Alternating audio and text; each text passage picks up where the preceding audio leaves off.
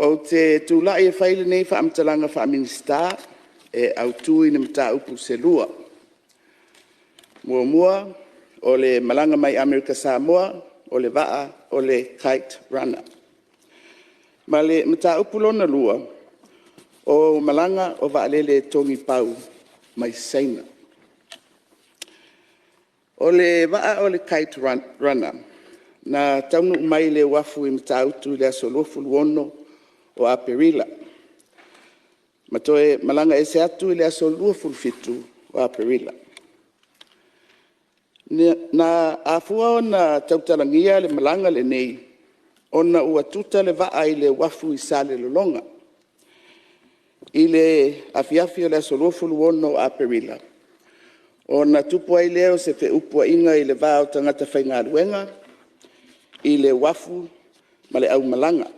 Ona ele iai se longo aloa ia, o le au whaingaruenga I sale lolonga.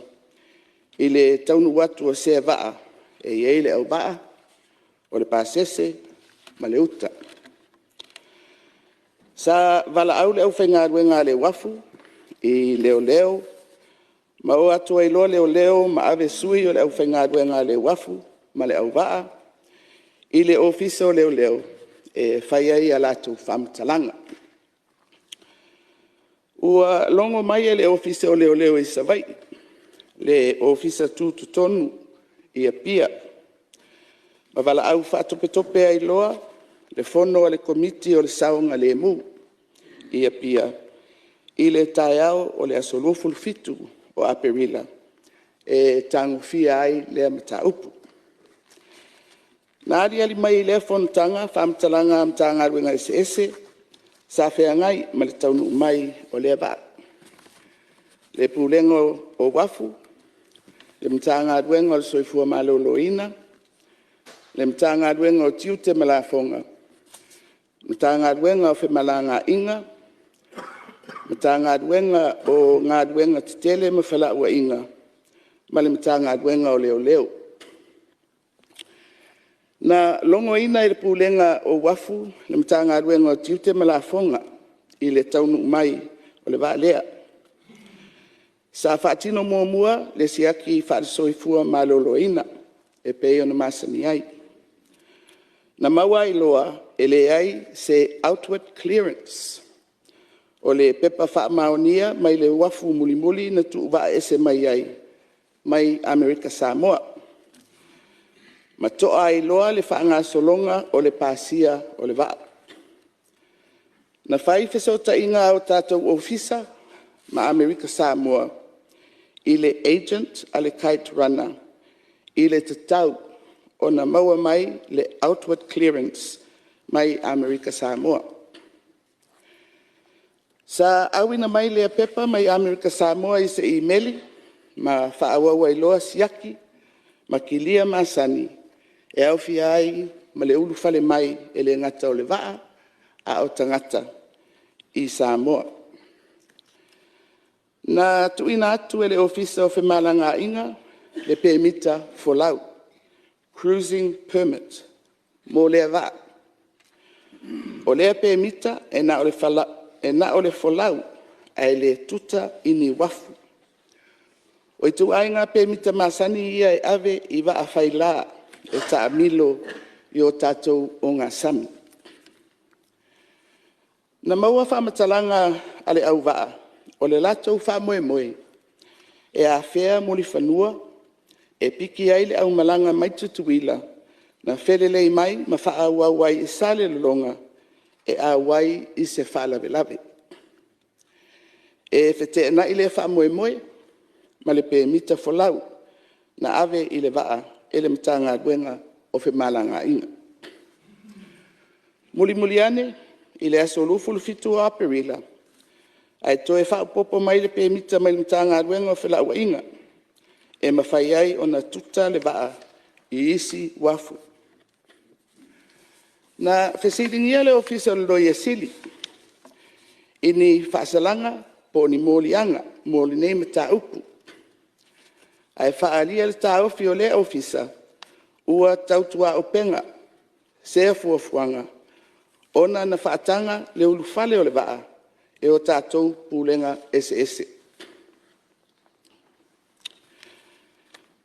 Nā ali mai foi, i le li poti au te tele, a le ofisa o leo, na whātau watu le nei mata upu e le ofisa o le Minisita-Lagalaga i le pūlenga o wafu, i le fia malanga mai o le kite runner, i le aso luas fulu o Aparila, luafe luas fulu tonu.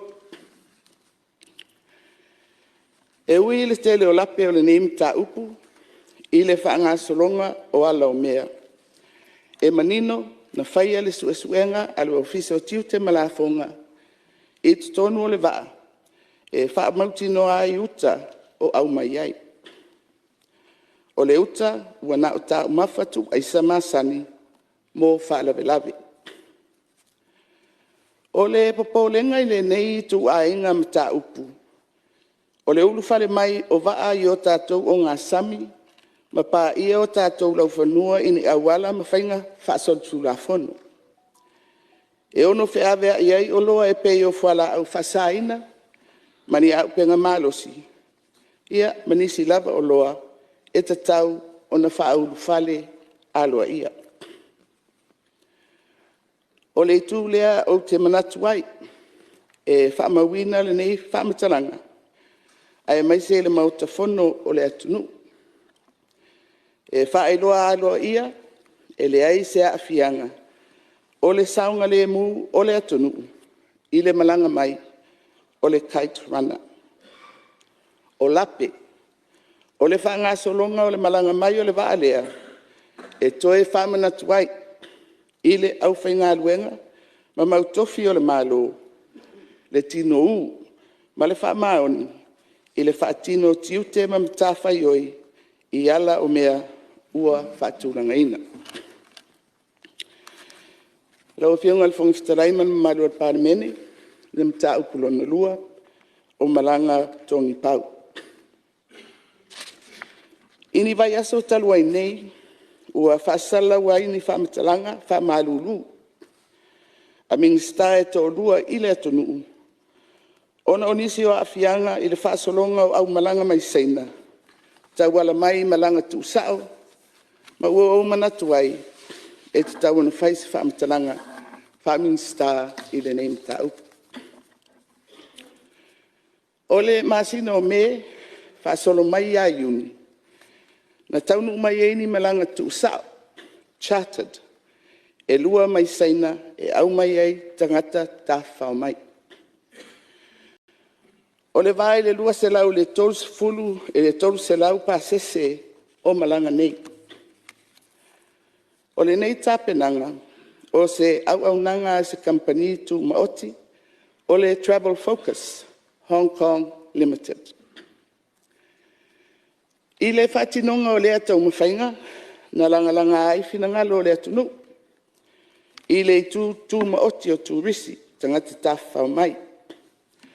E whaasanga i le pūlenga o tangata tawhao mai, i le matala, mamanino, le whaawaina o le tu ai ngā pisinisi, ma le maitawina, o le whasoata i tu sao, o le Travel Focus, ma le Samoa Royal Tours, e au noa ma le awa noa nisi pisinisi a ngafa ma le whiawe ino tangata tawhao mai whafo. I le Malaysi ua whesilingia, le angawaa o le Samoa Royal Tours, o se company whatua lima vai aso talu ona le stala, a o e o le company o alo o se Minisita-Lagalaga. O le isi langa o finagalo o le Atunuu, o le taufia lea o le waa, mai sale le longa, mo i tūla e whaa, ona o le tālia o au malanga tawhao mai seina. I le mata upu mua, i le vaenga tū maoti, o tangata tawhao mai. Na whai le whaasalaunga a le company Travel Focus, e whaamala malama o malanga tū sao ia, o le whainga whaapisinisi tū maoti, ma ele ai se afianga whaale malo. Lau whiunga o te whaapi atu le whaasalaunga i le pepa le nei. I le whaasalaunga, ua whailoa mai ai, ua au tausanga o tāpena nei whamoemoe. Ma laulau mai ai ala tō ngā ruenga sa whai, e whaalau i loa ai Samoa. O ia whaalau i loa, sa la tō whatu peina, ma sa awa ia tu iai Minisita, ma sui o pūlenga o tangata tāwhau mai whafu. O loo tau ai foi o nei tāpenanga uma, o se vainga tutu mamau, ala fionga ia la uli mali atoa le o te apula teivau. Ma o le tōwhia o le Royal Samoa Tours, e vaia ma fe aveai au malanga mai seina, o le lātou lava filifilinga, ona e iai le lātou Faatonu-A i lea company. O le matau pulona lua, o le tauwhia o le malanga o le waa mai savai, e tālia le au malanga mai seina. Ua atangia ai, ua whaini whai unga whapitoa, e wha ngā solo ai le au malanga mai seina, ai ua le whai vai, i le mamalu o le Atunuu, pe malangai. Ona, o le langa au finagalo le Atunuu i me tā upu nei e lua. E a fua ona au malanga tu usao mai seina, ma ua whaasala lau foi whaato e senga le Minisita mo le pūlenga o tangata tā whao mai, ma le Minisita o ngā ruenga te tele ma whlaua inga. Ua o manatu o te tau na whaise whaamatalanga, wha Minisita, e fofola ai nisi o i tūtāua i malanga tu usao nei mai seina. O malanga tongi pau, tu usao. E malanga mai e tangata tā whao. O se la asanga fau, mo le vaenga tū maoti o tangata tā whao mai, the tourism sector. O le malanga mai o tangata tā whao mai seina. O se marketi fau lea, mo le vaenga tū maoti o tangata tā whao mai. Mai mawhai ona au whape atu. O se la asanga lelei, mo le whaatupula ia o le tamau ainga o Samoa. I le whaasalalaunga le travel focus, lea ua whaapi atu le nei whaamatalanga. Lea ua whaamamafa mai ai o le tau mwhainga le nei, o se whainga whaapi se nisi tū maoti. Mai e le ai se awhianga o ni tupe ale malo. O loo au mai e foi, e talu mai le luafe se fulu wha. O lātou whaipa anga ma le pūlenga o tangata tā whao mai whafo, mo le whaalau i loina o Samoa i seina. Lau a whionga le whonga whatalai, ma le mamalu o le pālimeni. E ui o se mata upu taupisi nisi tū maoti. E iei tafa, e whesota i ai, ma le malo, i pūlenga ma au nanga ese. Ma o te fia oto atu e whapea. O le travel focus, na tō fia e le pūlenga o tangata tā whao mai. E whaima company e whaalau i loa Samoa i seina ma Asia, i le amatanga o le tausanga nei, mo le ono masina, a o loo whaanga solo, le whaasalawina o le avanoa, mo se company, e whaalau i loa Samoa i seina ma Asia, e peifo i o isi sui whaalau i loa, i isi Atunuu, ma isi tūlanga. O le travel focus, o loo taulamua i le tāpenanga o malanga tongi pau, charters. E o mai ai turisi mai seina. O whasalunga uma o nei malanga, na fua mai lava i le company o le travel focus, e au fia ai ma le whapea mai, o vai aso uma o le a whaatino ai ia malanga. Ua toa malanga nei, i le mai ai o le malanga lona lua. Ona o le tūla fono o malanga o vaalele tongi pau, e na o le lua vaalele e whaatanga i le masina. Tasi la lea tafa, e whesoota i ai, bisi nisi male malo, ole tūlafono. E fōlinga mai, e le imana malama, le travel focus i le tūlafono, ona ua tau fia ai ona sau le vaalele, e toe whaafo i saina le au malanga lona lua.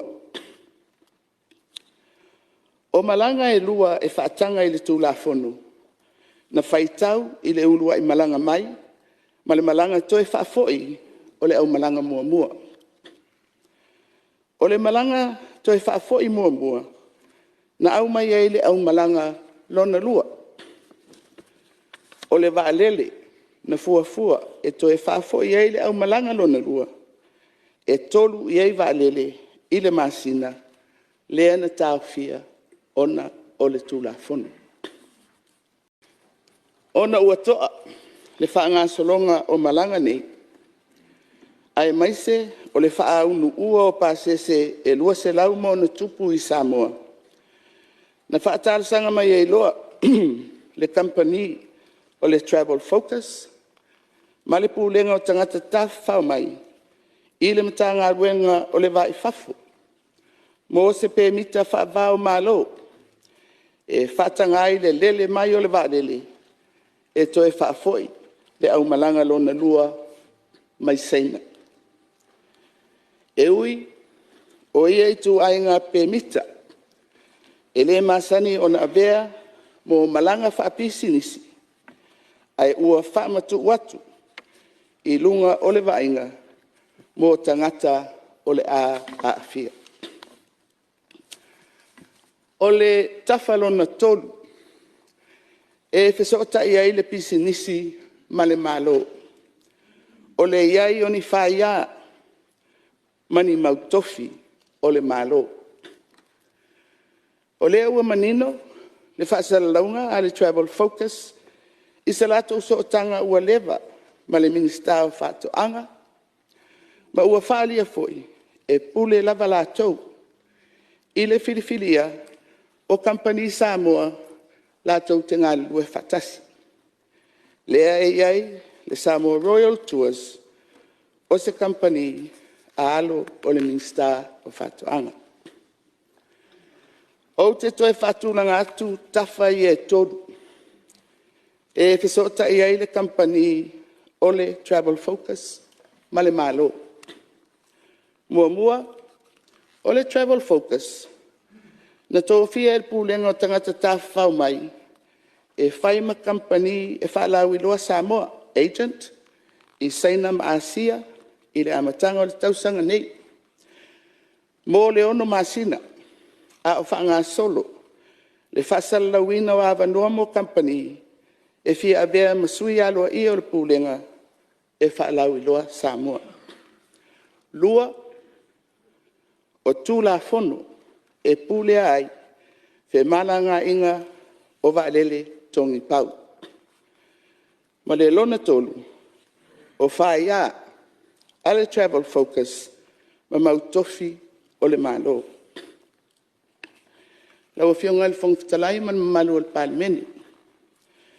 O se vainga ale malo i le neima ta upu o malanga tongi pau mai seina e talia ma sapasapaia i lona au au te tele.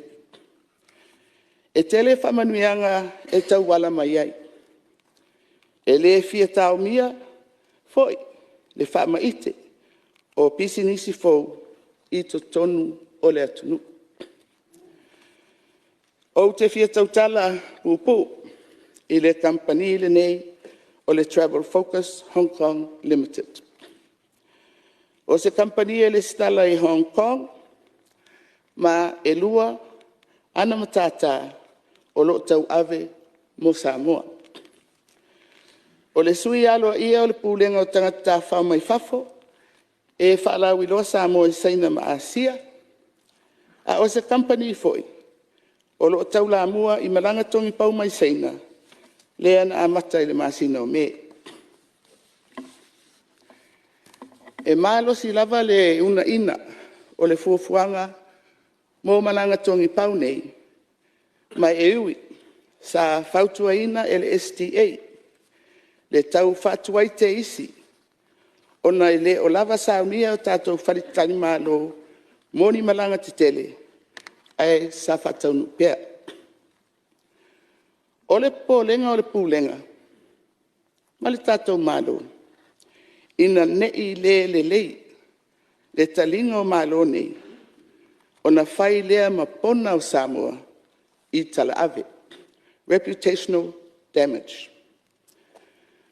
O le whautangia, ele travel focus, o se tualalo ale pūlenga o tangata tāwhau mai whafo, e whesiringi ai lona anga wha, e whai maso o upu whaalau I loa mo Samoa.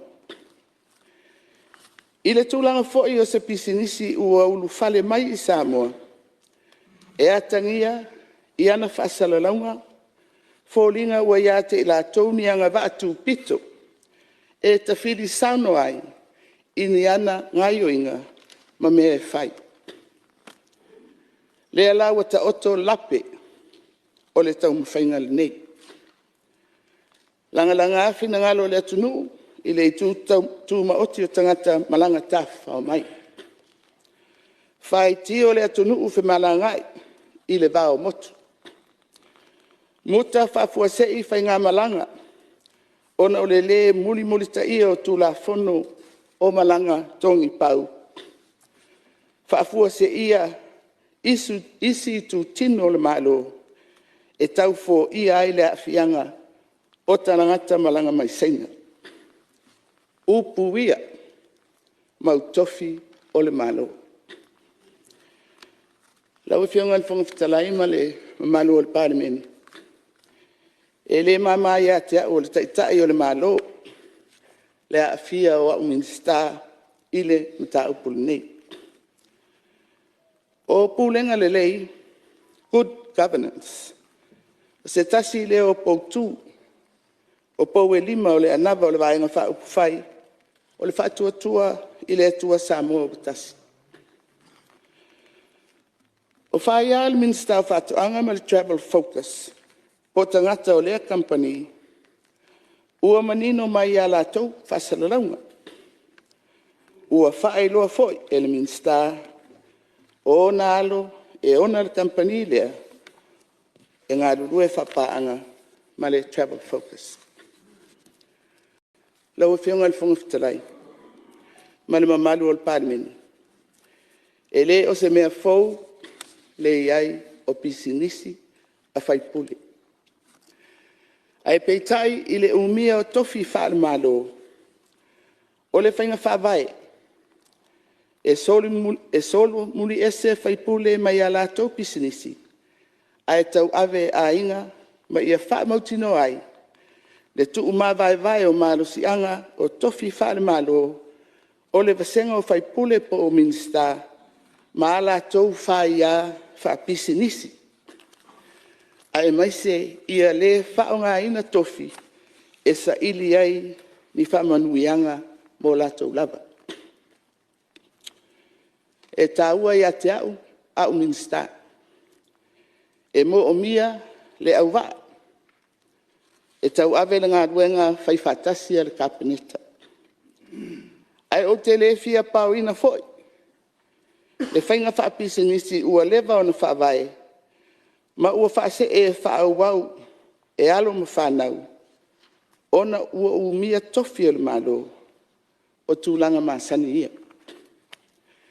Ai peitai, ina ia whatino le ami o tonu, o te manatu ua le tāla whenga i le toe whaauau, ele travel focus, le avea, ma so o upu whaalau I loa, mo le pūlenga a tangata tawhau mai. E awa noa, o na whaawau pēr ma tawhai oi, wha company tau whemalanga ai, e pei ona tau lamua I malanga tongi pau mai seina.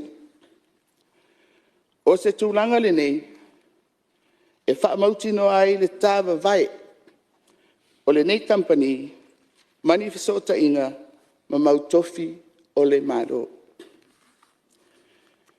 E ui ua tele, ia whaamatalanga ma tusinga. I lunga o whaasalonga ese me tā upu o whaalia I le nei tai au. O te manatu laua fionga I le whungawhitalai, ma le usunga fono a Samoa. O le malae tāua le nei, e whafola atu ai se manatu o le malo. E tūlanga ese le palimene le nei, isi lava palimene. Ona sui uma, o matai Samoa. O le isi winga tausili, o le tātū maneanga nuu, e whafola i luma mata upu, e whengai, maainga, o nuu, ma tātou whaalapu pitonga. E whau mai nei mau, e tau momoli mai ai pūlenga le lei, i accountability, ma transparency, a o whaavae ua lewa o na tau ave e Samoa. Ma o le anganga au tūlena, o le nei whamatalanga. E whola i le mamea, ma tā upu tāua, pe onga onga, e tūla i mai i le ataimi, ma le ataimi. Lau e whionga le whonga whatalai, ma le mamalu o le palimene. O ni lape, o ni whale tonu, o na sese. O le tau aveina, o le taitainga o le Atunuu, po o le momoliina o au nanga, e nofo i lunga o le ulu o le whainga malo. Ma e whaapea o na whaupopo atu i nisi, o whaamalu lunga ala u kapeneta, i le Atunuu, i mata upu nei ua langa mai. Ai ole whaamoe moe, a le Atoatoa Faatoatoa-A. A le Faatonu, a le tonu, Faatonu. A sese, faasa'o. Lau whionga i le whungwhitalai, ma le mamalu o le parimene. Sa mātou whaamatalanga lea, ma le whaalo alu tele. So i fua ma ia manuia, e usunga whono a le Atunuu. No whionga le whungwhitalai, tūla ea tu man whaalo alo. Ia. Wa leo te malama e saunanga wha Minisita-Lagalaga le whai ein whela whalafo inga o tūla i atu. Ma le whaalo alo, tu saim tūla whono tū mau, o le maota. Na ia whaatau tia lau a whono saunanga le whionga le pandemia. Ma le whaalo alo. Ia, whaafitai o leua. Tānoa lau whionga le, te le tua ngai. Ia, nawa sauno tonu lawa, tūlango saunanga wha Minisita. Ia, e le mwhai o na talanoina. Pitai.